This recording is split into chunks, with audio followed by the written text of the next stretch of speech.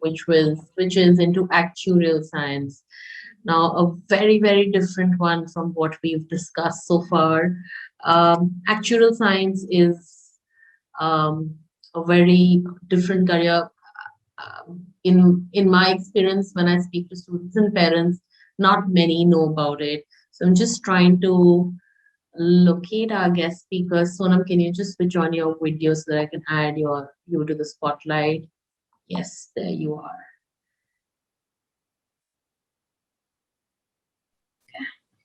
Hi, Hi, Sonam. hi, Kriti. Can you hear me? Yes, I can hear you. Great. Great. So how are you, Sonam? Thank you so much for joining us. I'm good. Thanks, Kriti. Sonam, And thank students and help them in whatever way we can. sure. Thank you so much. That means a lot. So, to all my students, I'd just like to introduce Sonam, who's a qualified actuary from the Institute and Faculty of Actuaries, UK. And she's currently working as specialist actuary with AXA a leading provider of PNC global commercial insurance, transforming business problems to an appropriate analytical solutions using mathematical techniques and forms. She has a background of BA Economic Honors from Delhi University and 10 years of professional experience in actuarial and analytical domain.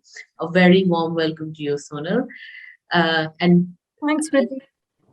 and I must say that this is one career which, when we were brainstorming this whole event, I definitely wanted to keep in because whenever I've spoken to students and parents about this particular career, there's always been a big intrigue. You know, not many people know about this career. Um, and hence we thought we should try to bring in more perspective and clarity about this career. So first of all, we'll try to begin by understanding what actually is actuarial science. Right. And I think, Kriti, that's the most difficult question to answer because, throughout my career, people ask me what actuarial science is. And I think it's so difficult to explain in a layman language to keep my answer very simple for the students here. And I think I would just say that we as an actuary, we just predict future. And it's all based on facts and figures. So we are no pundits, we are no astrologer. So whatever, we predict, it's all based on the historical experience, something that's already happened in the past. And in this process, what we do, we apply all our maths and statistical techniques. And, we apply those to calculate and assess the financial and the monetary risk involved. And I think industries say it's banking, it's insurance, investment, finance, etc. Right? So I think wherever I would just say wherever there's money and risk involved, actuaries come into play. So that's a very simple way of explaining what actuarial is. But only for the benefit of the students, what I can do is I'll just cite a very simple example. And say you buy a car, right? There's always going to be a risk of an accident happening, right? Of course, the likelihood that an accident would occur, say the probability of the accident occurring, right? And then when an accident occurs, what would be the severity or damage in monetary terms? Now, what would be the damage I'm talking about? Say the cost of repairing the car, of course, right? And the medical expenses of the injured person, right? Now, if an insurance company is trying to sell you a car insurance product to any customer to cover for these damages, so now actuaries would come into involved in the designing of this product. Then of course the pricing, that's the costing, what premium we should charge to the customers, so that in future when these kind of mishappenings happen, the company is able to pay off all the claims to the policyholders. So that's how I would explain what an actuary do. But having said that, our work is not restricted to just costing, pricing, product designing. There are a lot of different areas where actuaries work. So this is just a basic example that I can give. I think that was that was put actually in a very, very simple way, and I'm so glad that you could explain it to students in such a simple way, because I understand that I it's very difficult, as you said, to explain what actually actuaries do. But there is a lot of mathematical modeling and stuff like that which is required. So my next question is that if a student is wanting to get into a career like actuaries, what are the kind of skills that they should have in order to excel in this? Question, Kriti, because say beside your academic, degree. So I'll not talk about those because that's something you would know your eligibility criteria online. So I'll just talk about other skill sets that's very very important for you to have in order to excel in this career. And I think the first one that I want to really talk about, it's not a skill set, it's just a personality trait, I would say, and that's patience and dedication within this field. The ability to persevere and stay motivated is very very important within actual. So I would say on an average, it takes 7 to 10 years to complete. So it's very important that you're determined throughout the journey, because once you start your course, there's no looking back. Because say, down the line, post clearing few papers, you just get demotivated. Then at that point of time, you wouldn't want to go back and, start something new, right? So that is why, from the personality traits perspective, it's very important that you're motivated, you're patient, and you're determined that you're going to complete this course, right? And now moving on to the skill sets, so they're as well, especially. And I think first and foremost would be the most basic one, that having a very strong numerical kind of skills, ability to solve all complex mathematical and statistical problems. So I think that's very important in order to play with the numbers. And then of course your strong analytical skills would come into picture, because you would be solving different problems. Okay, you would be given some problems and you would be solving those problems. You will always have to find a solution to those problems. So you would be given using that data, you need to identify all the trends and patterns that's there in data. And so that is why it's very important that have very strong analytical background. Okay. And third one, I think, would be critical thinking. Okay, because again, as I said, you'd be provided with a lot of information. It's very important that you should understand what all information is useful, what is redundant, what is not useful, and how you approach to the problem, right? So that's very important, again, skill set. And fourth one, I would say is, so I think a lot of people, they just feel that as an actuary, we sit behind our computers and we do our work all day long. So that's completely not true, because as part of this job, you need to communicate well. So both oral and your written communication comes into picture, because whatever work you do, you need to kind of explain those to non-technical audience, and also sometimes to those the boards of director, right? So there are a lot of people involved, so you need to communicate. And I think that is the reason there's one subject within the course called CP3, that's communication paper. That's where the institute tests how you can explain or try to simplify all the complex language that's involved in actuarial. Okay, and you can just explain that to the non-technical audience. So there's one paper on communication, especially just because of this. And I think lastly, I would say that it's computer and programming skills within the actuarial world. That's very, very important. It's desirable to have those basic skills like Excel, R, SQL, SAS, all these programming languages, because what, that's how having this skill would kind of distinguish you from the other candidates who is applying for the job. And it's important to take this extra step to upskill yourself, because that's going to boost your application, right? And that's also going to look good in your CV. So I think in short, yeah, I mean, I think, yeah, I think that was like really a valid point made by you, Sonam, because a lot of students who have seen, who look at making a career in actuarial science, usually concentrate a lot on mathematics and mathematical modeling, but do not tend to focus a lot on their communication skills or computer application skills, and especially programming skills like SAS, SAS, and others. So I think that's a lot of value add that you've provided here. So my next question here, Sonam, is that um, how should a student begin a career in this arena? Um, what is the education path that a student should have in order to aim to get into actuaries as a career? Okay, so honestly, Kriti, when I started long time back, and when I first heard about actuarial science, for me, it was something to do with physics, chemistry, and bio. I never paid heed to, even trying to understand what institute who just came to who actually organized a session in a college and to create that awareness about actuarial science, because people weren't aware of actuarial science the way we are today long back. I'm just talking about something like 15 years back. So there were these placards in a college, and I think one of the eligibility criteria that was mentioned there was mathematical background. And I think that's one reason why I attended that session. And then at that point of time, to clear get a good grade in CAT and get into a good institute and pursue MBA. So there was no plan B for me at that point of time. But then I just thought that there's no harm in having a plan B, and let's give it a shot.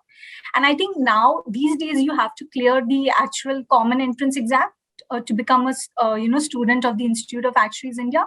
But back then it was just your maths grade from +2, and if it's more than 85%, you could enroll. And I just thought let's try, give it a shot. And I had to study a lot, and I cleared my first paper. And then I gave my second, I cleared my second. So I cleared both my exams in the first attempt. And I think then there was just a flip. I think my plan B turned into plan A, and I think that there was no plan B for me. And from there I think that's how I started my career. But I think that the educational path of each and every children would be very different. I think there are a lot of things that I missed in my career because there was no plan. There's a lot of awareness today because of different institutes offering actual courses. There are coaching centers who are providing trainings, and then career counselors like you organizing all these sessions and courses, right? And of course the internet, so people would be aware about the courses and the requirements, I think. But having said that, I think we talked about a lot of skill sets, right? But I personally would suggest that post your +2, try to take up mathematical and statistics honors. And say people generally take a BCom honors, and that's not the case. So you have to study for both. So it's going to be a very good idea. I think it's going to help you, and kind of set your base or foundation for actual studies. So I think it's good to take up maths and statistics honors, or even economics honors. But my first preference would be maths and stats honors, because that would help you to clear your few initial papers as well, because the course is pretty similar. So I think you should go with that. And I think I touched upon most of the skill sets that's required, right? When we spoke, and coding, and all the analytical courses, I think those would help a lot. Superb. I think that's very important insight that you've shared, that probably coming from a background of maths or statistics is going to be something which is going to be give you a fillip, because there are a lot of synergies in those programs, and if you're doing those programs in your undergraduate area, it becomes a lot easier for you to be able to cope up and excel in the actuaries as a career. My next question to you is that Right. as I mentioned at the beginning, that many students and parents, when I speak to them, they've not heard about actuaries as a career, and when it's a path which is not really well known, there is always this question that what will be the scope, what kind of work will they do? Is there a futuristic trend in this career? So I would want you to talk about the future prospects of this industry, considering that a lot of students and parents might not know a lot about this career, so they might want to understand what this career will take them, in which direction. Yeah, right. So I think, Kriti, it would be reasonable to say that, the future prospects of this industry looks really good. And I read some stats, some time back that the employment of actuaries are projected to grow by almost 20%. And I think we have been seeing it year on year. So the demand has been increasing, right? And I think in India, you still have just less than, actual exams from Institute of Actuaries India. So if you compare those numbers with all the other countries, say in US, you have 40,000 plus. So there's a vast difference, right? So I think, and also traditionally in, India, actuaries were generally working in only life insurance and, the employee benefits industry. But due to all this evolvement that's happening within the technological sphere, and there's a lot of new risk, coming in, for example, the cyber risk. And, now actuaries are involved in all the industry, whether it's general insurance, whether, it's investment, and also other areas like, big data, artificial intelligence. So there are a lot of opportunities in this field. So I would say that, the trend, I think it's going to be, better, year on year. So it's good now as well, and it's going to be really better, year on year, because different kinds of evolving risk in the industry. Absolutely, and I particularly think that this is one profession, Sonam, where I feel that the demand supply gap is the reverse way around. There is higher supply, there is smaller supply, and there is higher demand. Unlike in many other professions, very well known professions like engineering, business management, where the supply is much higher than the demand. This is one profession where I feel that there are more job opportunities and there is dearth of trained professional in this area, and hence if more and more students get aware of this career, they can probably sit on a gold mining pot. Yes, that's completely true. Okay, so that brings me to my last question to you, Sona. What does a typical day in this career look like? Okay, so I think each day, I think at work would not be the same. So it's never the same. But typically it would start for me as I think I would start with skimming through my emails and just making sure that there's no unread emails in my inbox. And I would try to just reply to all the quick solution emails first, and then thinking a lot of work, I would respond them later on. So post, working on them. So I think that's the first thing. And then post that, given that, there's a lot of communication involved in a corporate world. So I think that would be, then my day would be followed by, a series of meetings with different stakeholders like finance, underwriters, investments, etc. So I think, yes, that takes up most of the time for me, especially. And then I think, of course, if you have any work on some kind of project, and some hands-on work on certain projects, I think you would need to address those, talk to your team members, and share your ideas and work on the projects that you have been given. So I think, yes, that's a typical day. But there would be times in a year when it's going to be very, very busy. And I think those are the times when all your reports needs to go out to the leadership team, then the board of directors, the regulators. So those days would be very busy. So I think that's our typical day. That's so awesome to understand and hear, and I just hope that this interaction gets more meaning and understanding about this career, which is not best known. And I like just to quickly take up some questions from the audience. There is a question coming in that which colleges have good curriculum to support actually. So as I said that, you can just try one of the college in Delhi, Maths and Stats Honors, and that's going to anyways help you. So I think try to do Maths and Stats Honors, because that's going to set your foundation. So any college where they provide a good maths and stats course. So just take that up. Yes. So I would just like to add up, there are so many universities that offer a bachelor's in mathematics or bachelor's in statistics. Delhi University, Mumbai University, and so many other universities offer this program. There is ISI Kolkata, which is a fantastic program in statistics. And you could either get into statistics honors or maths honors, or you could even do a BBA in actuarial science. Very selected few universities in India today offer a BBA in statistics and actuarial science. However, even if you're doing that, you will need to uh, get trained and do your formal training with Indian Institute of Actuaries in order to become a qualified actuaries. Am I correct? Right. Yeah, that's right. Great. The next question in the audience is, what is the initial income? Okay. So I think, there are a lot of rumors, in the industry that actuaries earn in crores. So that's not true at all. So you wouldn't start earning a 6 or a 7 figure salary. But yeah, it's if I just compare it with other jobs, it's a rewarding job. So, compensation is good. But the best part of, pursuing this course is,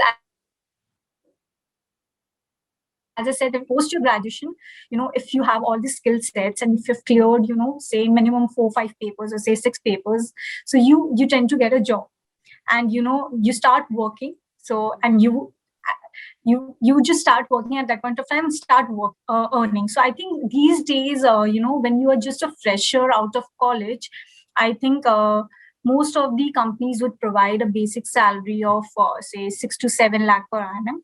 But then as you progress, it starts growing. Science is that, for other industries, say, their annual appraisals once a year, right? But actuarial is very different. So there are different papers that you need to complete. So I think whenever you clear a paper, so you would be rewarded. So your salary would increase at that point of time as well. So it's like your appraisals would always be there, and then also on clearing the papers, you get an increment in the salaries. And also one of the best part of actuarial science is that once you take up a job, in fact all the companies in India, they would pay for your all your papers, so you wouldn't have to bear the cost from your pocket. So that's also an added advantage. But yeah, I would say that it's pretty rewarding compared to a lot of other jobs. Wow, that's really nice to know. My last question from the audience, Sonam, is that which different industries recruit actuarial graduates? So insurance industry, of course, is the main one. Okay, but since kind of getting involved in other industries like banking, finance, investments. So as I said, wherever money and risk is involved, actuaries can go and work. So the variety of fields where actuary can go and work. But I think predominantly it's all insurance industry at the moment. Okay, great. Thank you so much, Sonam. I think this session has been truly enriching for me and my students. Thank you so much for sharing your valuable time on a Sunday evening with us and for the benefit of students. A big gratitude from our end to you. Thanks, Kriti, and thanks for having me here. It's always good to interact with all the students and share, something that I missed on. Thank you. Thank you. Bye.